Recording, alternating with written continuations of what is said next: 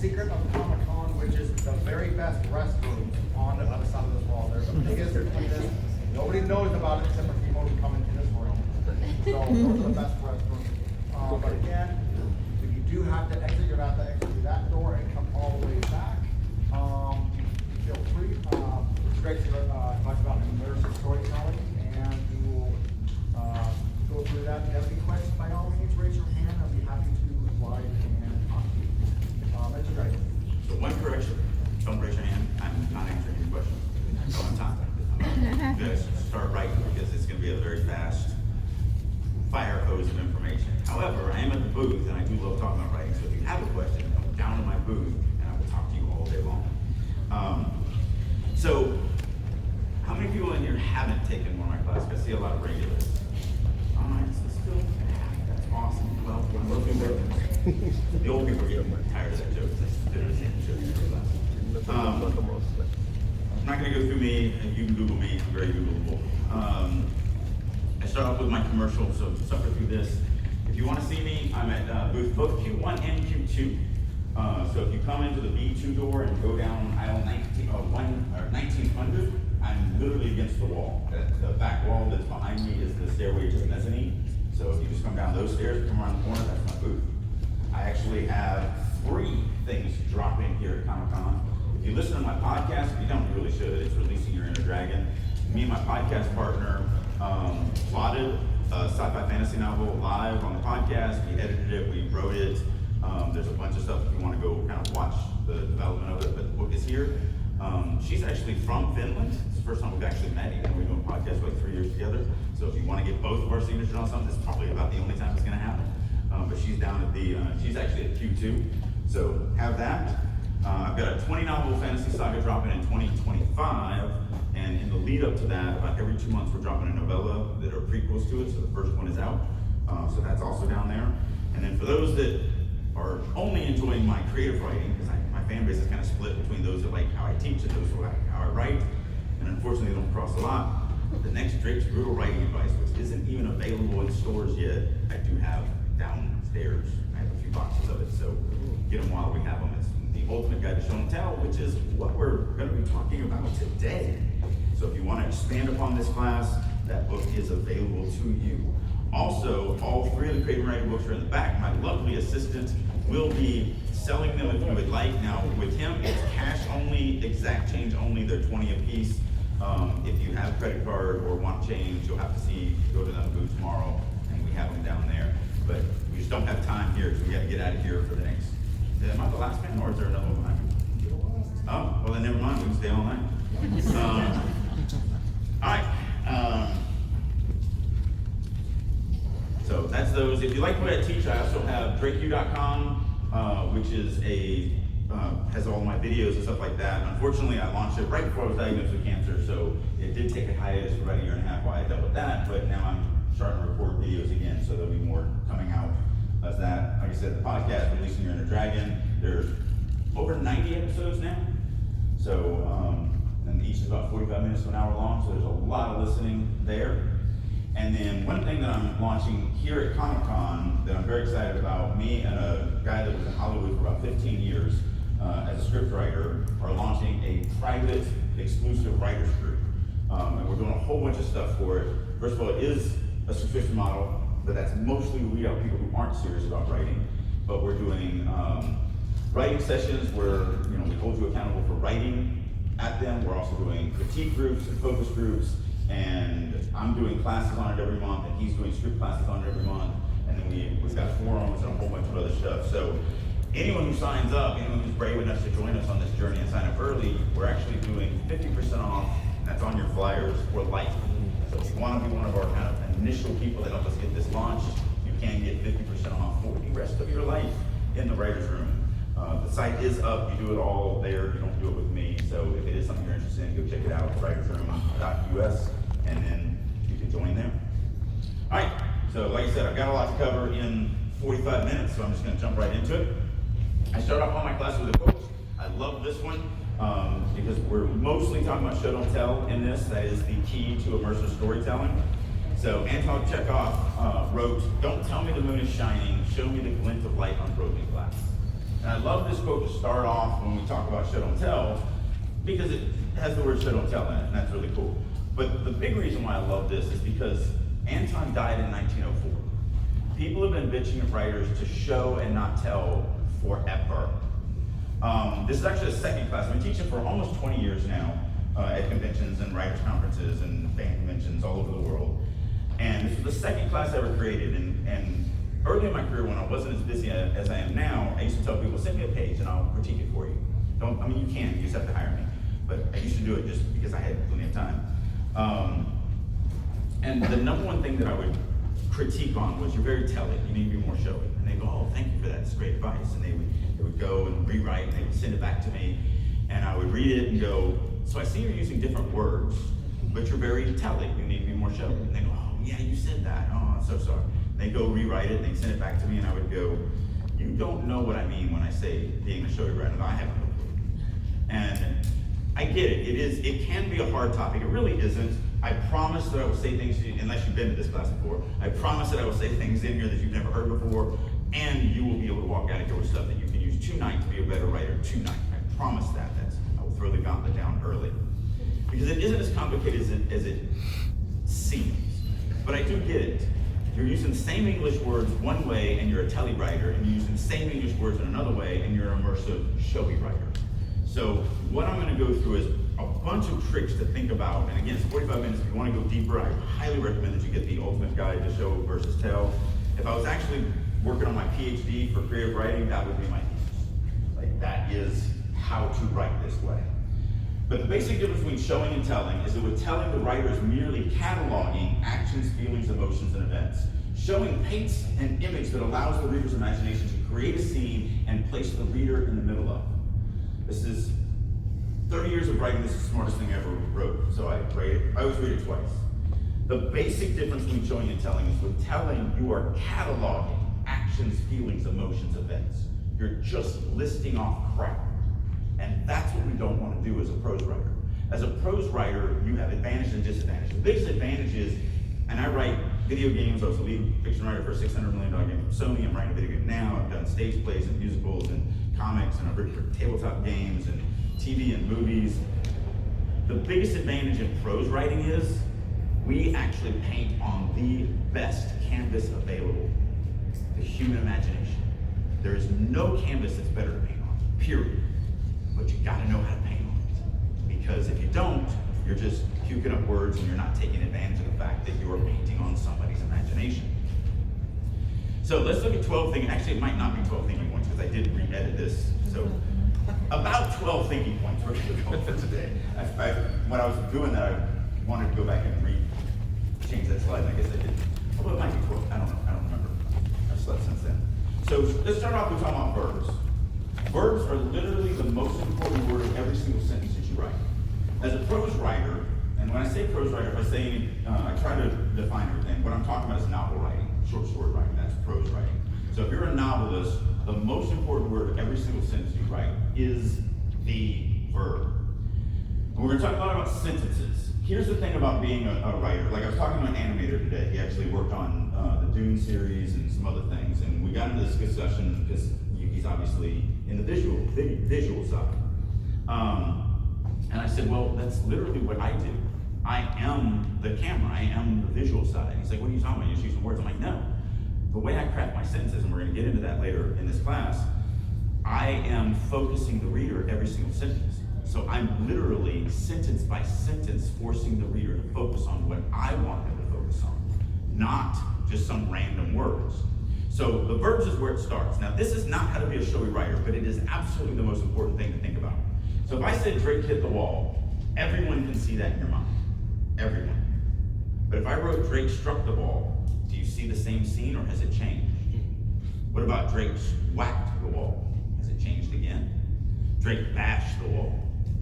The beautiful thing about being an American prose writer, and there is a difference between American and British, and come down and I'll talk to you for hours about that. I'm not gonna do it here. But the beautiful thing about being an American prose writer is our language was created by literally mugging every other language for words. Which is why we have 20 different words that mean the exact same thing, but they don't. They all evoke something different. They evoke different images, different emotions. emotions, different feelings, different concepts. So every word that you write should be written on purpose. If there's an if in a sentence, it better be there because you know that that is the perfect if for that sentence. That is how important it is as a prose writer. However, don't be a thesaurus. Because if I'm reading your book and you write this sentence, I'm done. I will not read you. It's technically correct, but it's also technically stupid. So, you know, unless maybe it's a drum wall and they have to play a magical thing to get out of a trap, sure, I'll go with that. But more than likely, I'm gonna stop reading it. Don't be a thesaurus. Your job as a writer is not to prove that you're smarter than your readers. That was the job of writers back in the 80s and 70s and 60s and before that. That was their job, to prove they were smarter than everybody else. That's not our job anymore. Our job is actually entertaining. You know, we actually want our readers to enjoy the stories. We don't want them looking up words, because then that stops them from reading our book. So, this last example, Drake put his gun in his holster, turned and walked from the room. Everybody can see it. If we change just 2 words, Drake slammed his gun in his holster, turned and stormed from the room. Everything is different. That is how important verbs are. Again, this is not telling or showing, this is just showing you the power of verbs, because it really does start here. You have to grasp onto this to have everything else built on top of it. So, thinking point 2, kill your adverbs. First time I gave this class was probably 12, I mean, this is my 14th or 15th year teaching here. Probably like 12 years ago, somebody raised their hand and like I said, I don't take questions, but it took me off guard, so I said, what? And he's like, I was just in another panel that had George Martin in it, and he said the worst advice he ever got was to kill his adverbs. I'm like, yeah, but he's a telly writer, so whatever. And I realized he's making millions of dollars, but he still is pretty telly in his writing. And he's a great writer, just a little telly. LY adverbs are always crappy telly writing, always. Oh yes, my friends, all writers, especially new ones, tend to radically overuse adverbs. Luckily, most adverbs are easily trimmed from your lovingly constructed manuscripts. Many adverbs are simply redundant. There's an adverb on probably every page or every other page of whatever. Adverbs are fine to use. Sometimes the door just slowly closes behind Drake as he leaves, and it's the perfect word for it. But usually it's not. It never conveys anything. If I said Drake slowly walked across the room, what do you feel? You see Drake walking across the room, but what do you feel? Nothing. But if instead I wrote, dragging his feet, Drake dreaded what he would find on the other side of the room. Now you feel something, because I'm showing you Drake slowly walking across the room instead of telling you that Drake is slowly crossing across the room. So LY adverbs are always crappy telly writing. But the big problem is that a lot of times they're just used in a stupid way. So, be quiet, Drake screamed loudly. There's no way to scream but loudly. So it adds nothing to the value of this sentence, as opposed to Drake screamed. There's no value to it. So you're wasting words, you're wasting your reader's time, and you're just being telly as well. Again, this is not about showing, this is just the next thing that we want to think about. Keeping low, Drake quickly raced across the room. There's no other way to race. You can't race slowly, so you're just wasting words. This is actually a line, I've changed it a little bit, but it's an actual line from a Tom Clancy book. When the plane tilted sideways, Drake was thrown completely out the open door. I was like, man, thank you so much, Mr. Clancy. I was afraid Drake left his leg in the plane when he was thrown out the window. Like, be smart when you're using them. Make sure that if you are going to do a crappy LY adverb, that it actually is there because it is the right word. So like there's an action scene that I'm actually going to do in my action class where I will actually show you that I have adverbs in my stuff. But it's the line is something to the effect of the sword effortlessly sliced through boot, bone, and flesh. I don't want to expand that. I'm done, I'm already expanding it with what it's doing. I don't need, I'm just showing that it's a magic sword and that it literally is not affected by chopping through somebody's leg. So effortlessly works perfectly there because I don't want to expand upon it and actually, explain it more than that. So it's just about being precise. Again, by design, on purpose. Every word you write should be there because you want it there, not because you just write it that way. Also, look at your adjectives. Everything matters. Because a lot of times, again, they're redundant. Not wanting to sound totally stupid, Drake completely changed what he was about to say. I see no value difference between that and not wanting to sound stupid. Drake changed what he was about to say. They have no extra impact to me. And if a word doesn't impact the sentence, which means it doesn't impact the reader, I'm not going to use it. Also, they're used because you're using a weaker word. So like in this example, knowing the boy was exceptionally smart, Drake expected no less from him. The reason exceptionally is in there is because smart is a weak word. It is not strong enough to convey the image that I want, so I add this crappy ly word to it. Not knowing the boy was brilliant, Drake expected no less from him. Word choice matters. You want to convey the correct message in every single sentence. So again, this is not about, we haven't gotten to the show yet. We're literally just taking baby steps here. But all of these things added together start adding up to a much more immersive, much more inviting story for your readers. Theme point 3, write in active voice, not passive voice. Now, for those who take my class, you know I pick on academia a lot. But one thing about academia that I do love is how they write their rules. When they write their rules, everybody understands them. So here's, case in point, active voice versus passive voice. In an active voice sentence, the subject is doing the action. And in a passive voice sentence, the target of the action is being promoted to the subject position. So everybody understands that. This is why I hate academia and why I pick on them relentlessly, because that's stupid. Nothing is getting promoted in a sentence. No one's got a job. I don't even know what this means. And I think it's one of the reasons why no one understands a lot of these things about grammar. In American prose writing, you should write less than 2% passive voice, which means less than 2% of your sentences, 2 in every 100, should be in passive voice. I write less than 0.2%. I'll explain why in a second. But let's get into this. Let's break this down, because I'm going to teach you active versus passive voice in 2 minutes. But to do that, we have to diagram sentences. And yes, I know that sends shivers down people's spines, because like, wait a minute, that's hard. No, it's not. As a professional writer, you need to only know a couple things. The most important is you must be able to pull out your subject and your action out of every single sentence. That is paramount, and that is second grade diagramming. Everybody can do it. So let's start there. The dog bit the boy. Someone's going to say it wrong, don't worry about it. I still want to hear an answer. What is the subject in this sentence? The dog. What is the action? Okay, so is the subject doing the action? Yes. Yes. Active.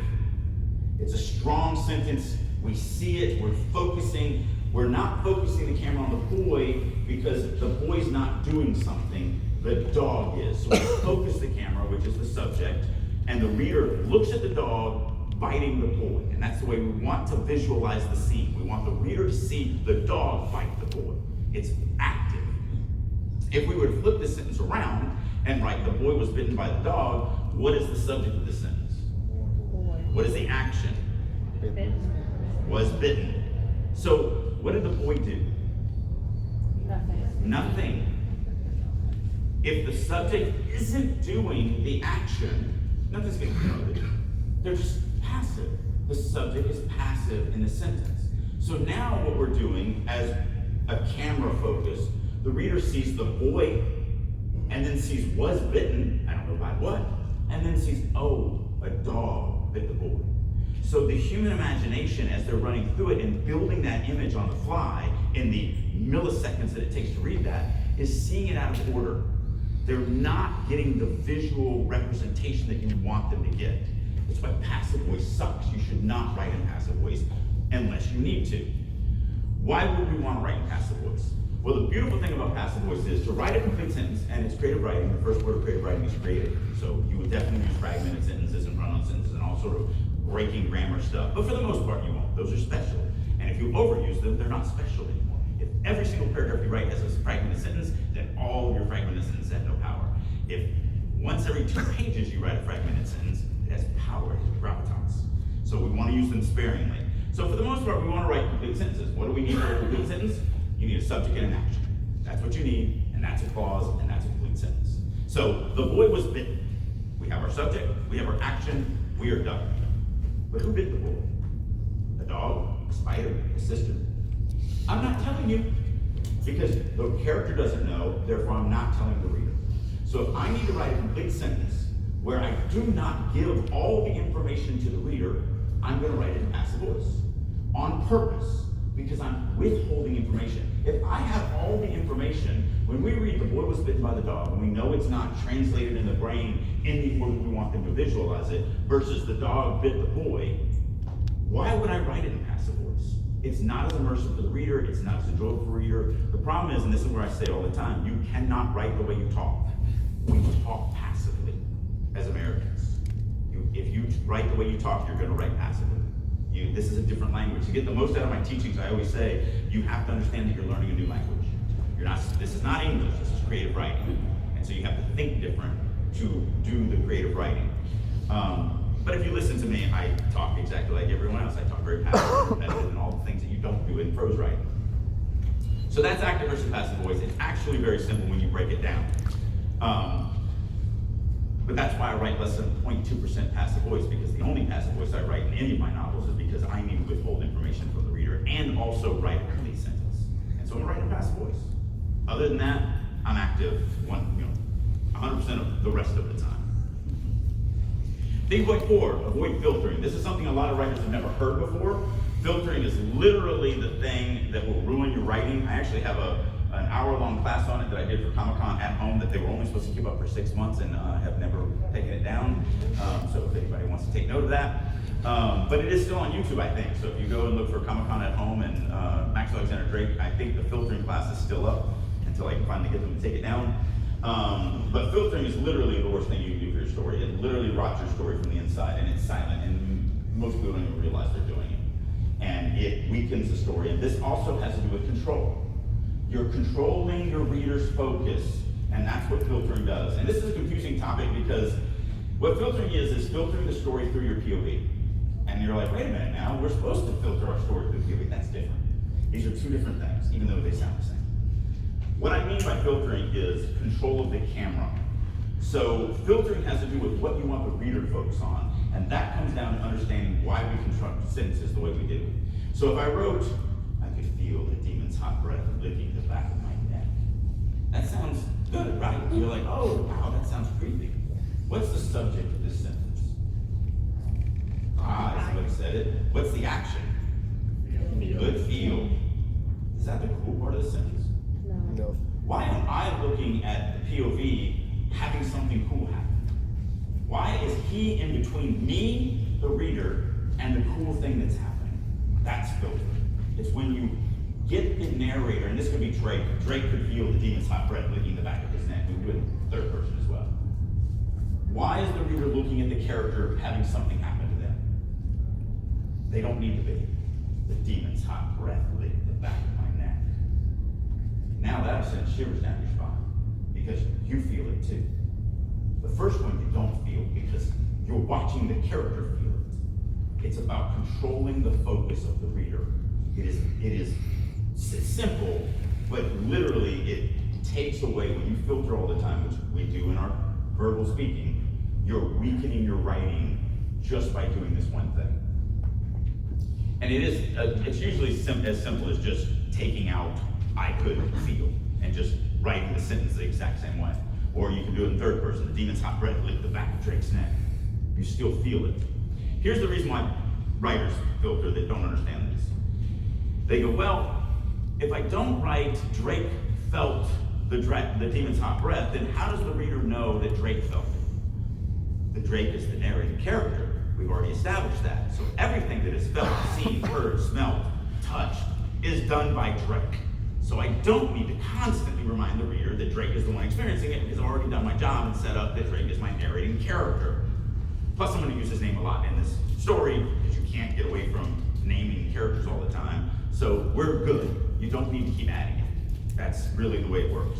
So there's a lot of red flags where there are a lot of physical things, a lot of the senses. So the sight senses, the smell senses, I could smell, I could hear, whatever. Those are your big red flags for it. But you also get other things like thought, new, wonder, more abstract concepts are also, filtering. So like Drake wondered what it would feel like to fall to his death. What do you feel from that line? What do you know about Drake from that line? Nothing. Questions things. Does he? I mean, I'm telling you that he's questioning things. He might be suicidal. Well, If he's let's find out. Let's find out and expand it in a show. Drake's imagination ran wild, the wind rushing past him, whipping his clothes in a tangled frenzy, the sight of the ground racing up to meet him, its soul desire to crush every bone in his body, the terror and ecstasy of this last few breaths of life. Yeah, he's crazy. That's what we learn about him. And, oh, that's what it means to wonder what it feels like to fall to your death. What it means for Drake to wonder what it feels like to fall to his death. Not you, because you're not the main character, he is. So, we want the readers experiencing what the character's experiencing, not telling them that the character's experiencing something. So what you're really doing when you write Drake Wonder is you're saying, hey reader, I'm not very good at writing. Why don't you imagine what that's like? You do my job for me, and I'll just tell you stuff, and you imagine it. I don't want to do that. I want my reader to see what I see. I want my reader to experience what I want them to experience. Again, it's about control. We're controlling them every step of the way, but in a good way. I mean, we're controlling them so that they have a more immersive experience. So you want to avoid filtering. Drake watched the rabid dog creep closer. The rabid dog crept closer.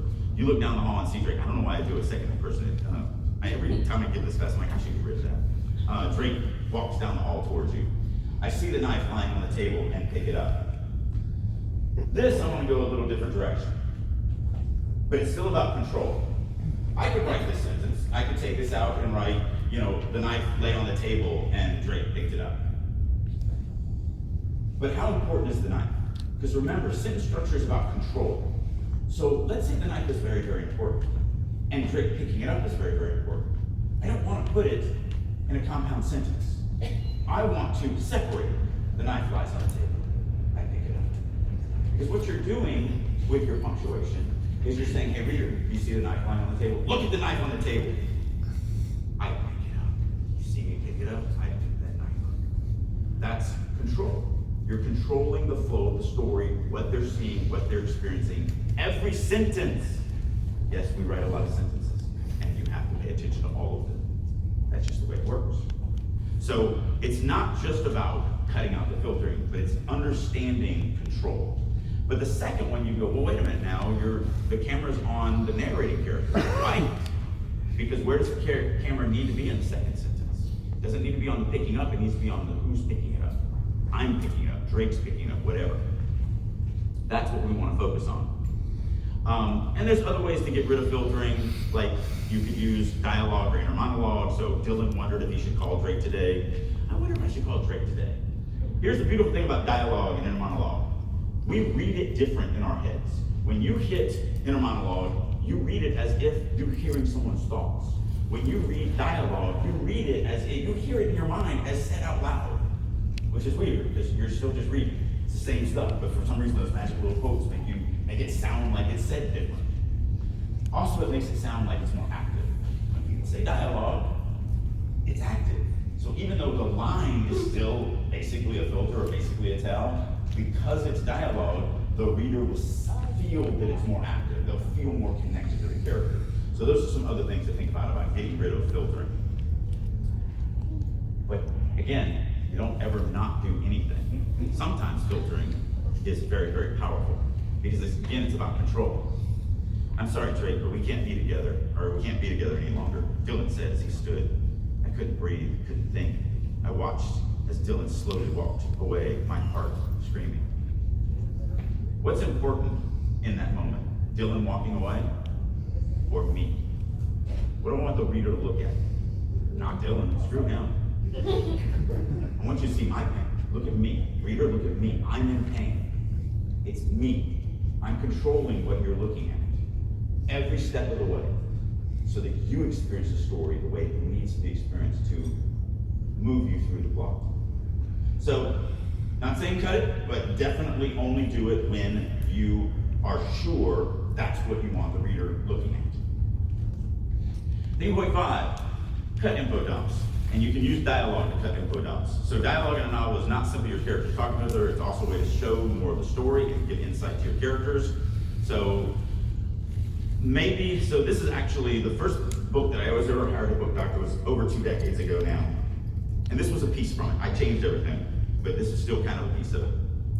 Sally was a 20-year company woman. Drake knew she was frustrated, but he also knew she wouldn't roll over on their boss just for being an idiot. She had a conscience. This was an espionage story and this was like chapter 7. And this is the first time the main character is going to the office, and the scene is he has to talk to Sally. Sally has something that he needs for the story, so the scene has to happen. Which means it already is a conversation. And I guarantee you the reason why the writer wrote this is because he went, oh no, the readers never met Sally. I must tell them all about Sally, or they'll never understand. Sally's a tertiary character, first of all. We're never going to see Sally again. She's in this one chapter and never again, so why are you info dumping on it? But also, there's already a conversation happening. Be smart about your information dumping. I can give all this information in dialogue.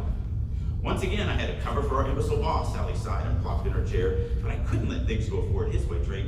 You know it would have cost the company millions. I just wish I could tell the board and not feel guilty about ruining his career.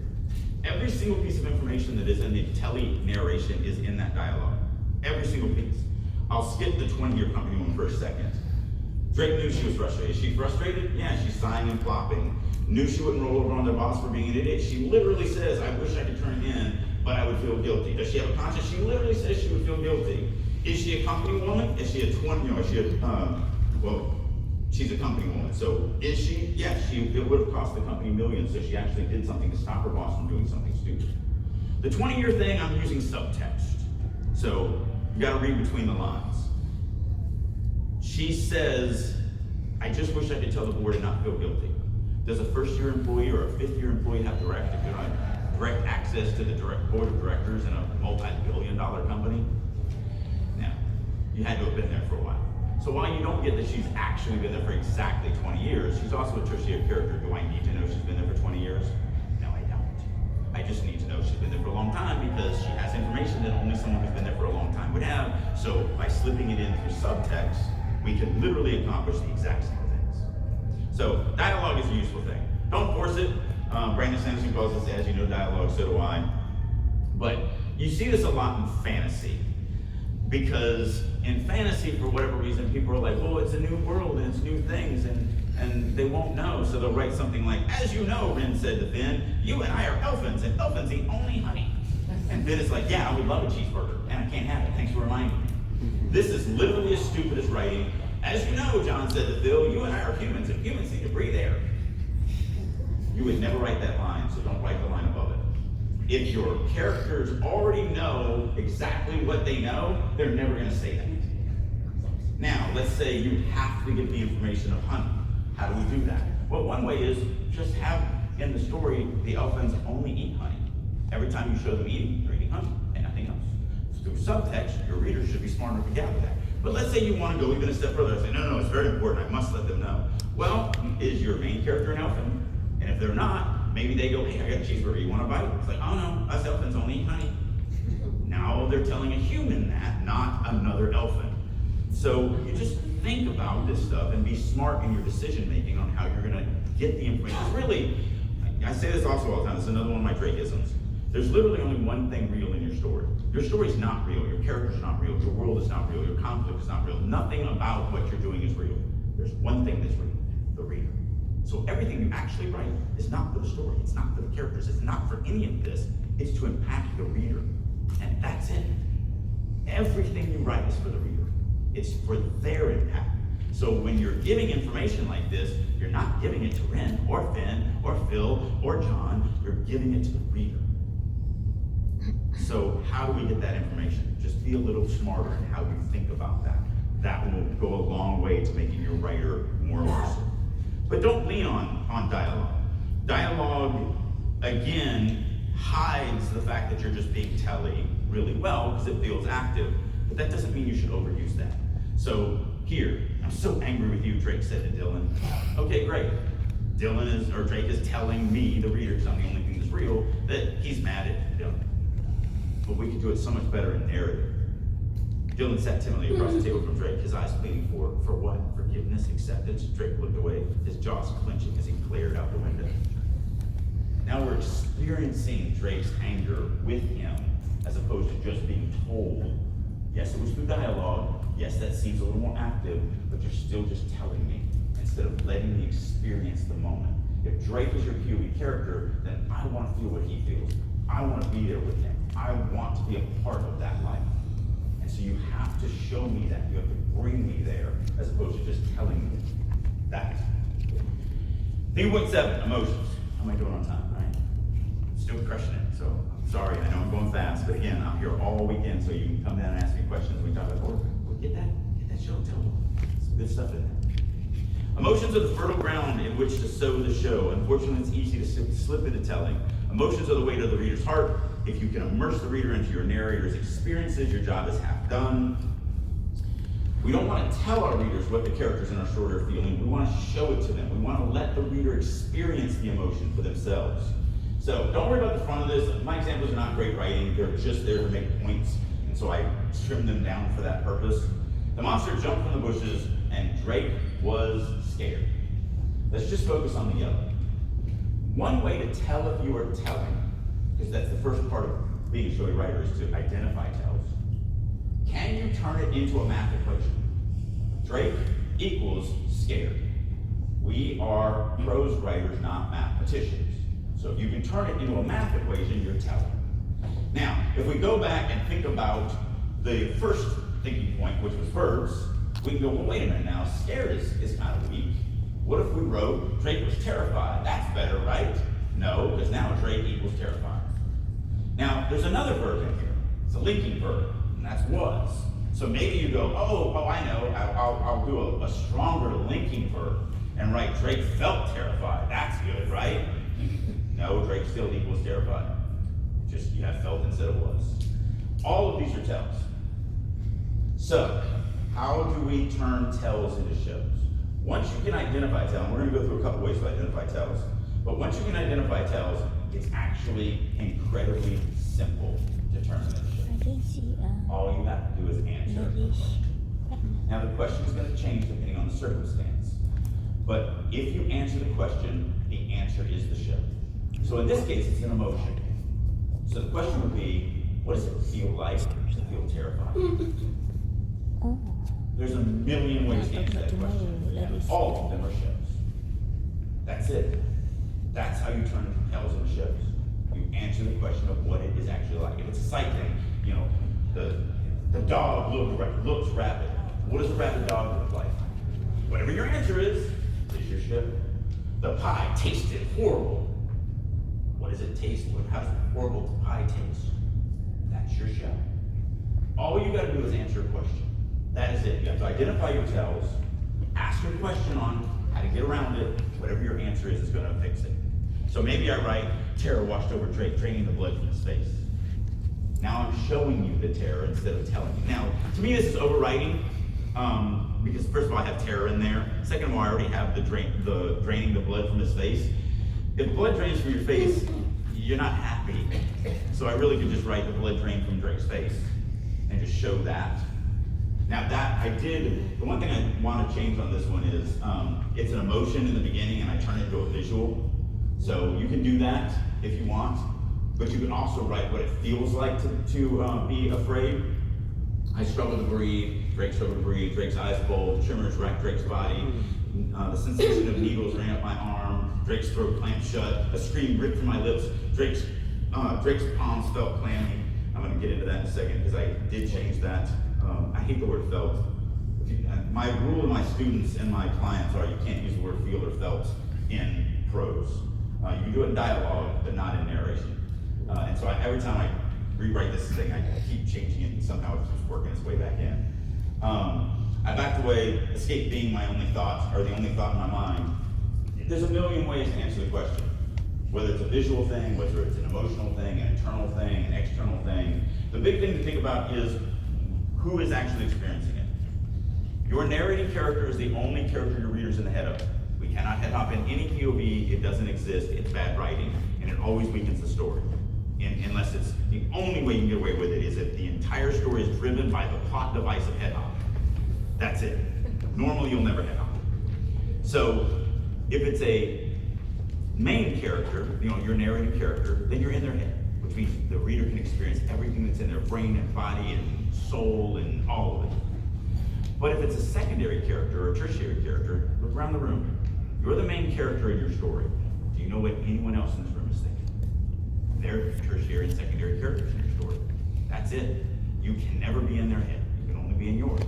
So if I am a secondary character in your story, which is just a shame because I'm an awesome main character, But if I am a secondary character in your main story, and you wrote vile rose in the back of Drake's throat, unless you came over and stuck your tongue down my throat, which is probably a different type of story, you don't know what's in the back of my throat because you're not experiencing it. So for your secondary and tertiary characters, you can only write what the character can see and hear. That's it. That's what you're limited to. Which means secondary and tertiary characters can only be built by them saying stuff and showing stuff. That's it. So that's really the only limitation. It's a main character, we're inside of them, you know, the narrator. If it's not, then it has to be external. That's the only limitation to this. Avoid blank linking words, which we talked about, was, were, feel, felt, as, you know, are, is, all of those. The monster was coming toward me and I felt terrified. I had one chance, the cliff, though I knew I wasn't fast enough. There was simply too much ground between me and safety. Look at all those red flags. The monster stepped closer, my entire body shook and I couldn't breathe. My mind raced as my eyes darted around. There, the cliff, a sliver of hope I could grasp, but could outrun this nightmare. Now you're experiencing the moment with me, as opposed to me just listing off actions, feelings, emotions, and events. Thing point 8, this is the hardest, and I think there's only 8 points, because I think this is where I ended it, because I want to spend a little more time on here. This is actually the hardest thing. The hardest concept to grasp about being a showy writer is that you must make everything in your narrative personal to the POV. If you're writing in a modern way, which means you're writing in a limited POV, which means you're writing in first person, which is a limited POV, or third person, I know you think you're writing in third person limited, you're not. You're actually writing in what's called third person free indirect discourse, but for some reason no one will follow me down that path and revive that term. So you think you're writing in third person limited, but I promise you're not. And you don't want to.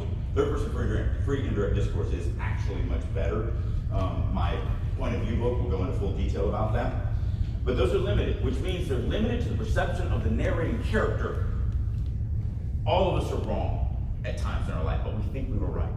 That's your narrating character. They're unreliable. We want them to be unreliable because we want the reader to be given facts that they find out later are false. Because the character finds out later that they're false. That's where drama comes into.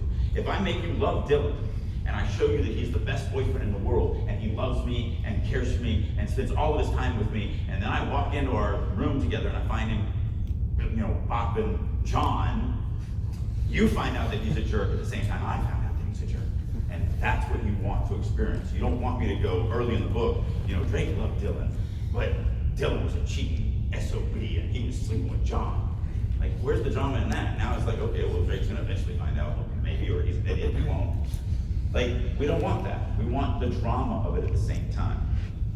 So, if I'm gonna describe this room, if I'm the narrating character and I'm describing this room, it's not about describing the room. It's not about describing the gray walls, the Comic-Con banner, the weird dome lights, the AV equipment, the mics, the whatever. It's about describing it as it affects me. Sorry, me. That's the important part. Because if you describe the room as it affects me, you give insight into me. And you describe the room. So that's what we want to do. So as an example, and also, there has been a thing that I've been trying to break. I go to a lot of writers' conferences or whatever, and I hear this over and over. This is something that's spreading like a weed that you need to kill.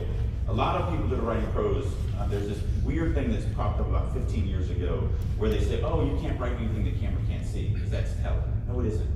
Prose is the only medium where you're inside the reader's head, or the narrator's head. You're not inside the narrator's head in comic books, movies, TV, video games, nothing. Prose is it. You absolutely want to write stuff that the camera can't see. You want to write those emotions and those feelings and everything. Because, you know, why does everybody say the book is good, but the book was better? Because you're inside the character in the book where you're not in the movie. So make sure that you don't fall for that trap. It's stupid. It's the worst thing ever. But let's look at something. So let's say I'm going to describe a backyard. I stood in the backyard. It was winter. Snow covered the roof of the two-story home I'd grown up in. The pool had been drained, the trampoline placed in storage. A foot of snow sat atop my father's old covered grill. The forest surrounding the house was filled with bare branches. The place felt as empty as my soul. Now you might read that and go, no, that's good. That's every published book ever. It's garbage. It's all garbage. Because so you see this backyard, right? But what do you feel? What do you feel about this backyard? What's going on in this story? If you get nothing else but this paragraph, what is happening in this story? Where's the subtext to it? main character. Let's just replace it with Drake if you want to go third person. What's Drake like? What's his past like? What is he in? How is he a character? Let's actually make this personal. I stood in the backyard where I spent my entire childhood. The pool that housed the pirate battle and sea monster attacks. The trampoline where I competed for Olympic gold. The surrounding forest I'd spent countless days exploring, pretending it was the deep, dark jungles of Africa. The grill my father used each summer to serve up hamburgers, chicken, and ribs, tastier than any I had since leaving home. But all that were left now were memories, cold and empty as the world gripping, or cold and empty as the winter gripping the world around me. Snow covered the two-story house, icicles lined its eaves. The pool had been drained, the trampoline placed in storage. A foot of snow sat atop the covered grill. The bare branch forest now is lifeless as my soul. You still see the same backyard, but do you feel anything? Yeah. Do you think you might know what might be happening in the story? There's no story, it's just an example. But in here, you learn about Drake. You don't just see a backyard. You see the backyard as Drake sees the backyard. You experience what it was like to live in this backyard. And there's a lot of subtext here. There's a lot of loss. There's a lot of unfulfilled. I mean, in my mind, when I wrote this, I was returning home. I was estranged from my father. We got in a huge fight when I left home, and I swore I'd never see him again. And I grew up, and the hate went away, but I never made amends. But I always had time. Now he's dead. I'm back for his funeral. And now I'm standing in my backyard. And I'm realizing I can never apologize. I can never make amends. Now, that was just the way I wrote the scene. You might feel something different when you read this, but that's the subtext that I put in here. That, in my opinion, is a great way to describe the backyard. Not the first one. The first way you're just telling, you're listing off things. There's nothing personal to the event. And so if you really want to push it, this is, and it's hard. This is definitely hard. This is me 30 years in doing this. And I didn't do this, obviously, in the beginning. It takes time. And then, I actually finished a little early, but there is one last thing. This has nothing to do with showing versus telling, but it's kind of, because this example is here, it's a great way to kind of talk about this. One of the things that makes people write third person more telly than showy is they feel like it's different. Everyone goes, oh, well, first person is so much more immersive than third person. No, it isn't. Not limited. Actually, third person limited is more immersive than first person. And I can get into that at another time. Come down and talk about the booth or pick up the POV book. If you want to write third person limited correctly, you literally write it exactly like you write first person. There's no difference. Which means if I rewrite this and just change the pronouns, you have third person without changing a single word. Drake stood in the backyard where he'd spent his entire childhood, the pool that housed the pirate battles and sea monster attacks, the trampoline where he competed for Olympic gold, the surrounding forest he'd spent countless days exploring, pretending it was the deep dark jungles of Africa. The grill his father used each summer to serve up hamburgers, chicken, and ribs tastier than any he had since leaving home. But all that were left now were the memories, cold and empty as the winter gripping the world around him. Snow covered the roof of the two-story house, icicles lined its eaves. The pool had been drained, the trampoline placed in storage. A foot of snow sat atop the covered grill. The bare branch forest now is lifeless as his soul. Why is third person a little more immersive than first? First of all, the I. In first person, you're always reading I, and so you have that barrier. For some reason, there's a magic third person. When you're reading about Drake, you just become Drake. Just easier than I. Second reason is, you should not use inner monologue in first person, because all the narration is inner monologue. All of it. So there's no difference in the feel. When you're reading first person, and then you read inner monologue first person, it feels exactly the same. There's no extra depth to it. When you read inner monologue in third person, you shift into first person. And you feel like you've taken a step closer to the character. And so that's just the magic of inner monologue. Now, here's the thing about inner monologue, since I have a few seconds. I'll close with that. Inner monologue should be used very sparingly. I use it on every page, sometimes 2 or 3 times a day. But you only use it when it actually adds a deeper impact than if you had written the same thing in narration.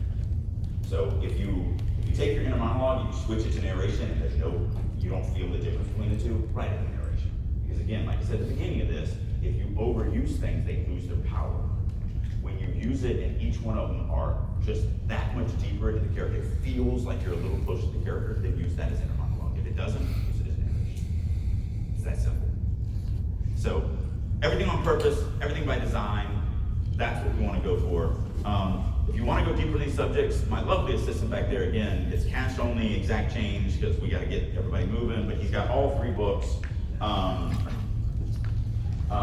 Or come down to see me tomorrow in my booth. I've got all 3 of them, so I'll be down there. Plus I have the fiction, the new fiction stuff. I have a screenplay that I've also put into a book form that unfortunately COVID stole from me. Like literally, I'll tell you the story if you want. Releasing Your Inner Dragon is my podcast. The Writers Room is the exclusive community for serious writers only. And then I'm in booth Q1 and 2, B2 door, aisle 1900, all the way to the back wall. And just to tag on to him, seriously, the how-to is kind of the redheaded stepchild of Comic-Con. I know you think that other people will send email and say that they love this. They won't. Only you will. You need to send Comic-Con an email just to their general thing. You need to say, I saw Drake in the how-to panel. I'm not gonna put words in your mouth, but it's outstanding. I'll kill myself. He's not there next year. Whatever you want. I'm not gonna put words in your mouth. But seriously, you have to help out the how-to. They've been here for longer than me, because it's been like 20 years since Lighting started this. I think these panels are way more in depth than just seeing some frou-frou advertising their new, greatest product.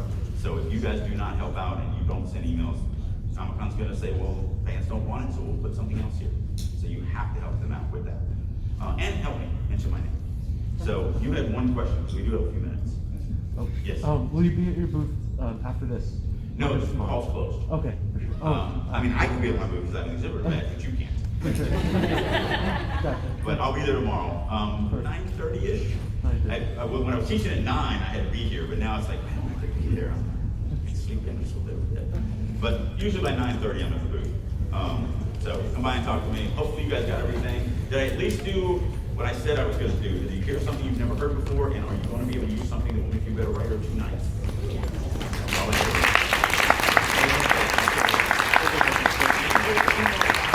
Tomorrow night or the next night. So I highly recommend you come by and take those. Thanks, guys.